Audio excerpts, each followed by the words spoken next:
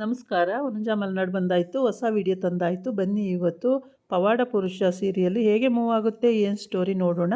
ಅದಕ್ಕಿಂತ ಮುಂಚೆ ನನ್ನ ವಿಡಿಯೋಕ್ಕೆ ಸಬ್ಸ್ಕ್ರೈಬ್ ಮಾಡಿಲ್ಲ ಅಂದರೆ ದಯವಿಟ್ಟು ಸಬ್ಸ್ಕ್ರೈಬ್ ಮಾಡ್ಕೊಳ್ಳಿ. ಬಾಳು ಮಾಮನ ಎಲ್ಲರೂ ಹಿಡಿದು ನಿಲ್ಲಿಸ್ಕೊಂಡಿದ್ದಾರೆ. ಇವತ್ತು ಮದುವೆ ವಿಷಯ ಮಾತಾಡಲೇಬೇಕು ಅಂತೇಳಿ ಊರು ಗೌಡ ಮತ್ತು ಸಂಧ್ಯಾ ಎಲ್ಲರೂ ಸೇರಿಕೊಂಡಿದ್ದಾರೆ. ಊರು ಜನಗಳೆಲ್ಲ ಸೇರಿಕೊಂಡಿದ್ದಾರೆ. ಅವರು ನೆಂಟರು ಎತ್ತರು ಎಲ್ಲ ಸೇರ್ಕೊಂಡಿದ್ದಾರೆ. ಎಲ್ಲರೂ ಕೇಳಬೇಕು ಅಂತೇಳಿ. ಏನು ಕೇಳ್ತೀರ ನನ್ನ? ಬಾಳು ಬರೋದನ್ನೇ ಕಾಯ್ತಾ ಇರ್ತಾರೆ ಮನೆಯವರೆಲ್ಲ. ಬಂದ ತಕ್ಷಣ ಏನು ಬಾಳು ಎಲ್ಲೋಗಿದ್ದೆ, ಇವತ್ತವರೆಗೂ ಬರಲೇ ಇಲ್ವಲ್ಲೋ, ಇವತ್ತು ಬರ್ತಾ ಇದೆಯಲ್ಲೋ ಅಂತ ಕೇಳ್ತಾರೆ. ನನ್ನ ಕಟ್ಕೊಂಡು ನಿಮ್ಗೆ ಏನಾಗಬೇಕಾಗಿದೆ, ನಿಮ್ಮ ಪಾಡಿ ನೀವು ಸುಮ್ಮನೆ ಇರಿ ಅಂತಾನೆ. ಈ ಕಡೆ ಅವನ ಮಾವ ಕೂಡ ಕೇಳ್ತಾನೆ. ಅವನ ಮಾವಿಗೆ ರೋಷ ಹೋಗಿಬಿಟ್ಟಿರುತ್ತೆ. 4-5 ದಿನದಿಂದ ಕಾಯ್ತಲ್ಲೇ ಇದ್ದೀವಿ, ನೀನು ಎಲ್ಲಿ ಹೋಗಿರ್ತೀಯ, ಎಲ್ಲಿ ಬರ್ತೀಯ ಒಂದೂ ಗೊತ್ತಾಗಲ್ಲ. ಏನು ಬಾಳು ನಿನ್ನ ಕತೆ? ನಮ್ಮ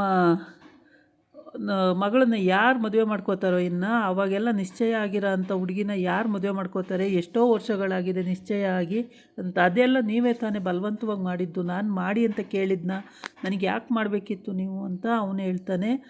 ಆವಾಗ ನಮ್ಮದು ತಪ್ಪೇ ಇದೆ, ನಿನ್ನನ್ನು ಕರೆಕ್ಟಾಗಿ ಕೇಳ್ದಲೇ ಮಾಡಿದ್ದು ತಪ್ಪು, ನೀವು ಚಿಕ್ಕವರಲ್ವ ಅಂತ ಯಾರನ್ನೂ ಕೇಳಲಿಲ್ಲ. ಇವಾಗ ನೀನೇನೋ ಎಲ್ಲೋ ಲೋಕ ಸಂಚಾರಿ ಥರ ಹೋಗ್ಬಿಡ್ತೀಯ, ಸತ್ಯವನ ಕತೆ ಏನು, ಸತ್ಯವನ್ನ ಯಾರು ಮದುವೆ ಆಗ್ತಾರೆ ಅಂತ ಇವನು ಕೇಳ್ತಾನೆ. ಈ ಕಡೆ ಬಂದು ಅವರ ಅಮ್ಮ ಅಂದರೆ ಸತ್ಯವನ ಅಜ್ಜಿ, ಅವಳಿಗೂ ಬೇಜಾರಾಗುತ್ತೆ. ಅವಳು ಏನು ಬಾಳು ನಿನ್ನ ಈ ಕತೆ, ನಿನ್ನ ಮದುವೆ ಮಾಡ್ಕೊಳ್ಳೇಬೇಕು ಕಣೋ, ಮಾಡ್ಕೊಳ್ಳಿಲ್ಲ ಅಂದರೆ ನಮ್ಮ ಸತ್ಯವನ್ನ ಭಾಳ ಹಾಳಾಗ್ಬಿಡುತ್ತೆ, ನೀನು ಯಾವ ಕಾರಣಕ್ಕೂ ಬೇಡ ಅನ್ನೋಂಗೆ ಇಲ್ಲ ಅಂತ ಹೇಳ್ತಾಳೆ. ಅದಕ್ಕೆ ಬಾಳು ಮಾಮ ಹೇಳ್ತಾನೆ, ನನಗೆ ಆಗಲ್ಲ, ನಾನು ಹೊರ ಸಂಚಾರಿ, ಊರೂರ ಮೇಲೆ ಅಲಿತಾ ಇರ್ತೀನಿ, ನಾನು ಮದುವೆ ಮಾಡ್ಕೊಂಡು ಏನು ಮಾಡಲಿ, ನಿಮಗೆ ಎಷ್ಟು ಸಲ ಹೇಳಲಿ, ಹೇಗೆ ಅರ್ಥ ಮಾಡಿಸ್ಲಿ ನಿಮಗೆ, ಯಾವ ಥರ ಹೇಳಿದ್ರು ನಿಮ್ಗೆ ಅರ್ಥ ಆಗಲ್ವಾ, ಯಾಕೆ ಹಿಂಗೆಲ್ಲ ನನಗೆ ಹಿಂಸೆ ಕೊಡ್ತೀರಾ ನೀವು ಹಿಂಗೆಲ್ಲ ಹಿಂಸೆ ಕೊಟ್ಟರೆ ನಾನು ಮನೆಗೇ ಬರಲ್ಲ ಅಂತ ಹೇಳಿಬಿಡ್ತಾನೆ. ಆವಾಗ ಅಮ್ಮ ಅಲ್ವಾ, ಅವಳು ಏನು ಮಾಡ್ತಾಳೆ ಪಾಪ, ಅವಳಿಗೆ ಭಾಳ ನೋವಾಗುತ್ತೆ. ಏನೂ ಮಾಡೋಕ್ಕಾಗದಿದ್ದಂಥ ಪರಿಸ್ಥಿತಿ. ಅಕ್ಕ ಅವಳು ಬೇಜಾರು ಮಾಡ್ಕೊಂಡಿದ್ದಾಳೆ. ಈ ಕಡೆ ಅಮ್ಮ ಪಾಪ ಅಳ್ತಾನೆ ಹೇಳ್ತಾಳೆ, ಯಾಕೋ ಬಾಳು ಹಿಂಗೆ ಮಾಡ್ತೀಯಾ, ಸತ್ಯವನ್ನ ಮದುವೆ ಮದುವೆ ಮಾಡ್ಕೊಂಡು ಆರಾಮಾಗಿರೋದು ಕಲ್ತ್ಕೊಳ್ಳೋ, ನಿನಗೆ ಯಾಕೋ ಊರು ಸಂಚಾರ, ಊರು ಉಸಬರಿ ಎಲ್ಲ ಬೇಡ ಕಣೋ, ಬಿಟ್ಬಿಡು ಅಂತ ಹೇಳ್ತಾಳೆ. ಇಲ್ಲವ್ವ, ಅದು ಬಿಡೋಕ್ಕಾಗಲ್ಲ ನನಗೆ, ಪಾಂಡುರಂಗನ ಕೃಪೆ ಏರಿದೆ, ನಾನು ಅವನು ಹೇಳಿದ್ದು ಯಾವ ಥರ ಹೇಳ್ತಾನೋ ಅದೇ ರೀತಿ ನಡ್ಕೋತೀನಿ, ನಾನು ಮದುವೆಗಿದ್ವೆ ಆಗೋದಿಲ್ಲವ್ವ, ನನಗೆ ಬಲವಂತ ಮಾಡಬೇಡಿ, ಇವತ್ತೇ ಲಾಸ್ಟ್ ಹೇಳ್ತಾಯಿದ್ದೀನಿ, ಯಾವತ್ತೂ ನನ್ನನ್ನು ಮದುವೆ ಅಂತ ಬಲವಂತ ಮಾಡಬೇಡಿ ಅಂತ ಹೇಳ್ತಾನೆ. ಊರು ಗೌಡ ಕೂಡ ಹೇಳಕ್ಕೆ ಬರ್ತಾನೆ, ನಿಮ್ಮನೆ ನೀವು ನೋಡ್ಕೊಳ್ಳಿ ಫಸ್ಟು, ನನಗೇನು ಹೇಳಕ್ಕೆ ಬಂದಿದ್ದೀರಾ, ಸಂಧಿನ ಮದುವೆ ಮಾಡಿ ಅವನಿಗೊಂದು ಹೆಣ್ಣು ನೋಡಿ ಮದುವೆ ಮಾಡೋದು ಕಲ್ತ್ಕೊಳ್ಳಿ ಫಸ್ಟು ಅಂತ ಹೇಳ್ತಾನೆ. ಎಲ್ಲರೂ ಹೇಳಿ ನೋಡಾಯಿತು, ಯಾರು ಹೇಳಿರೂ ಅವನು ಕೇಳಲ್ಲ. ಹಾಗಾಗಿ ಸತ್ಯವ ಏನು ಮಾಡ್ತಾಳೋ ಗೊತ್ತಿಲ್ಲ. ಸತ್ಯವನ್ನ ಮದುವೆ ಮಾಡ್ಕೊಳ್ಳೋಕ್ಕೆ ಬಾಳು ಮಾಮಗೆ ಇಷ್ಟ ಇಲ್ಲ. ಬಾಳು ಮಾಮ ಒಪ್ಪೋದೇ ಇಲ್ಲ, ಅವನು ಯಾವ ಕಾರಣಕ್ಕೂ ಒಪ್ಪೋದೇ ಇಲ್ಲ. ಎಲ್ಲ ಹೇಳಿ ಮಾಡಿ ಎಲ್ಲ ಆಗೋಯ್ತು, ಯಾರು ಹೇಳಿರೂ ಅವನು ಕೇಳಲ್ಲ. ಅವನು ಲೋಕ ಸಂಚಾರಿ ಅಂದರೆ ಲೋಕ ಸಂಚಾರಿ ಮೇಲೆ ಹೋಗ್ತಾನೆ. ಯಾವ ಕಾರಣಕ್ಕೂ ಅವನು ಒಪ್ಪೋದಂಗೆ ಕಾಣೋದೇ ಇಲ್ಲ, ಒಪ್ಪೋದು ಇಲ್ಲ. ಯಾಕೆ ಅಂದರೆ ಅವರು ಸ್ವಲ್ಪ ದಂಡು ದಾಳಿ ಕಟ್ಕೊಂಡು ಊರೂರು ಅಲಿಯೋದು ಅವ್ರದ್ದು ದಿನನಿತ್ಯದ ಕರ್ತವ್ಯ ಆಗಿರುತ್ತೆ. ಹಾಗಾಗಿ ಯಾರಿಗೆ ಕಷ್ಟ ಅಂದರೆ ಅಲ್ಲೋಗ್ತಾರೆ, ಅಲ್ಲೋಗಿ ಅವರು ಎಲ್ಲ ಒಳ್ಳೇದು ಮಾಡಿ ಅಲ್ಲಿಂದ ಬರಬೇಕಾಗುತ್ತೆ. ಇನ್ನೊಂದು ಊರಿಗೆ ಹೊರಟೋಗ್ತಾರೆ. ಮನೆ ಮಠ, ಅಪ್ಪ ಅಮ್ಮ, ಅಕ್ಕ ತಂಗಿ, ಅಣ್ಣ ತಮ್ಮ, ಆ ಥರ ಯಾವ ಬಾಂಧವ್ಯನೂ ಅವ್ರಿಗಿರಲ್ಲ. ಆ ಥರ ಇವರು ಲೋಕ ಸಂಚಾರಿಗಳು, ಹೊರ ಸಂಚಾರ ಮಾಡಿಕೊಂಡೇ ಬದುಕೋದು ಇವ್ರ ಕತೆಗಳು.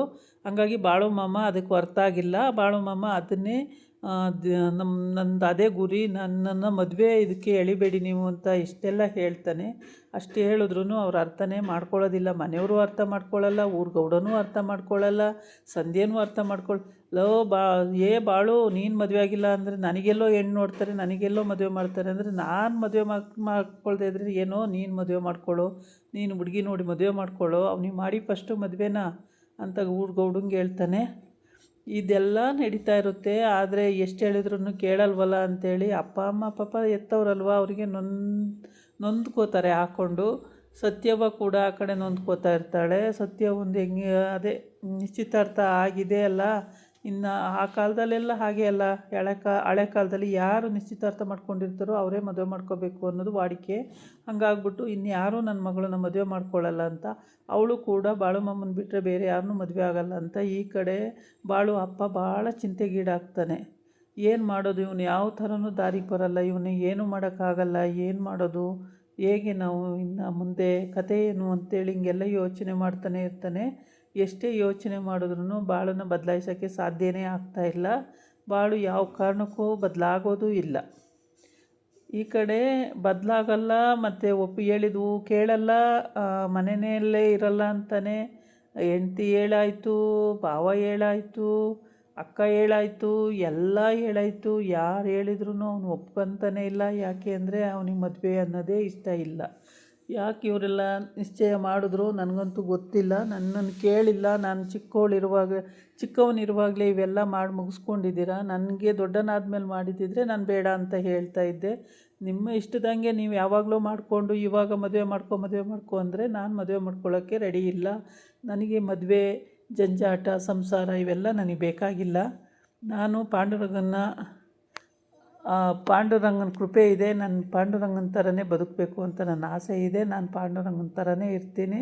ನನಗಿವೆಲ್ಲ ಇಷ್ಟ ಇಲ್ಲ, ನೀವೆಲ್ಲ ಬಲವಂತ ಮಾಡಬೇಡಿ ಅಂತೇಳಿ ಅವ್ರ ಅಪ್ಪಗೂ ಹೇಳ್ತಾನೆ, ಅವ್ರ ಬಾವಿಗೂ ಹೇಳ್ತಾನೆ, ಅವ್ರ ಅಕ್ಕಂಗೆ ಅಂತೂ ಹೇಳ್ತಾನೆ. ಅವ್ರ ಅಕ್ಕ ಅಂತೂ ಜೋರು ಕೂಗಾಡ್ತಾಳೆ, ಯಾಕೋ ಬಾಳು ಈ ಥರ ಕೆಲಸ ಮಾಡ್ತೀಯಾ, ನೀನು ಯಾಕೋ ನನ್ನ ಮಗಳನ್ನ ಬೇಡ ಅಂತೀಯ, ಯಾವುದ್ರಲ್ಲೂ ನನ್ನ ಮಗಳು ಕಡಿಮೆ ಆಗಿದ್ದಾಳೆ, ಚೆನ್ನಾಗಿಲ್ವೇನೋ ನನ್ನ ಮಗಳು ಅಂತೆಲ್ಲ ಕೇಳ್ತಾಳೆ. ಎಲ್ಲ ಚೆನ್ನಾಗಿದ್ದಾಳೆ, ಸತ್ಯವನ್ನು ಯಾರೂ ಕಳೆಯೋಂಗಿಲ್ಲ, ಅಳ್ಗಳೆಯೋಂಗೇ ಇಲ್ಲ. ಸತ್ಯವ ತುಂಬ ಒಳ್ಳೆ ಹುಡುಗಿ, ಬುದ್ಧಿವಂತೆ, ಗುಣವಂತೆ, ಜಾಣೆ. ಆದರೆ ನಾನು ಹೊರಸಂಚಾರಿ, ನಾನು ಮದುವೆ ಮಾಡ್ಕೊಂಡು ಏನು ಮಾಡ್ಲಕ್ಕ ಅಂತ ಕೇಳ್ತಾನೆ. ಅಲ್ಲೂ ಆಗಲ್ಲ. ಅಪ್ಪ ಹೇಳಿ ನೋಡ್ತಾನೆ, ಅಪ್ಪನಿಗೂ ಆಗಲ್ಲ. ಯಾವುದೋ ದೇವ್ರ ಹತ್ರ ಹೋಗಿ ಪ್ರಸಾದ ಕೇಳು ಅಂತಾನೆ, ಅದು ಆಗಲ್ಲ. ಯಾರು ಹೇಳಿದ್ರೂ ಆಗೋದೇ ಇಲ್ಲ. ಗೌಡ ಅಂತೂ ಬಾಳು ಮುಂದೆ ಹೇಳ್ಕೊಳ್ಳೋಕ್ಕೆ ಆಗಲ್ಲ, ಯಾಕೆಂದರೆ ಹೆದರ್ತಾನೆ. ಇನ್ನು ಗೌಡ್ರ ಮಗ ಗುಂಡ, ಅವನಂತೂ ಬಾಳು ಅಂದರೆ ಪ್ರಾಣ, ಬಾಳು ಮಾಡೋದೇ ರೈಟು ಅಂತಾನೆ, ಏನೂ ಹೇಳಲ್ಲ ಬಾಳುಗೆ. ಹಾಗಾಗಿ ಬಾಳು ಏನು ಮಾಡ್ತಾನೋ ಅದೇ ರೈಟು. ಈ ಮನೆಯವರಿಗೆ ಅದಿಷ್ಟ ಇಲ್ಲ. ಮನೆಯವರು ಎಲ್ಲರೂ ಕೂತ್ಕೊಂಡು ಮಾತಾಡ್ತಾರೆ, ಆದರೆ ಬಾಳು ಅಲ್ಲಿ ಕೂತ್ಕೊಂಡು ಮಾತಾಡಲ್ಲ. ಅವನದೇ ಲೋಕ ಬೇರೆ ಇರುತ್ತೆ, ಅವನೇ ಏನೋ ಥಿಂಕಿಂಗು, ಯೋಚನೆಗಳು, ಆ ಥರ ಏನೇನೋ ಅವನದು. ಇವರು ಸಂಸಾರದ ಬಗ್ಗೆ ಎಲ್ಲ ಮಾತಾಡ್ತಾಯಿದ್ರೆ ಅವನು ಬೇರೆ ಕಡೆನೇ ಯೋಚನೆ ಮಾಡ್ತಾಯಿರ್ತಾನೆ. ಅವನಿಗೆ ಈ ಜಂಜಾಟಗಳೇ ಬೇಡ, ನಾನು ಹೋಗ್ಬಿಡ್ಬೇಕು, ನಾನು ಎಲ್ಲೂ ಇವ್ರ ಒಟ್ಟಿಗೆ ಇರಲೇಬಾರ್ದು ಅನ್ನೋ ತೀರ್ಮಾನಕ್ಕೆ ಅವನು ಬಂದುಬಿಟ್ಟಿದ್ದಾನೆ. ಹಾಗಾಗಿ ಅವನಿಗೆ ಇವ್ರೇನು ಹೇಳ್ತಾರೋ ಅದು ಗೊತ್ತೋ ಆಗ್ತಿಲ್ಲ. ಇದಾಗಿತ್ತು ಇವತ್ತಿನ ವಿಡಿಯೋ. ನಾಳೆ ಇನ್ನೊಂದು ವಿಡಿಯೋ ಜೊತೆ ಬರ್ತೀನಿ. ನಮಸ್ಕಾರ.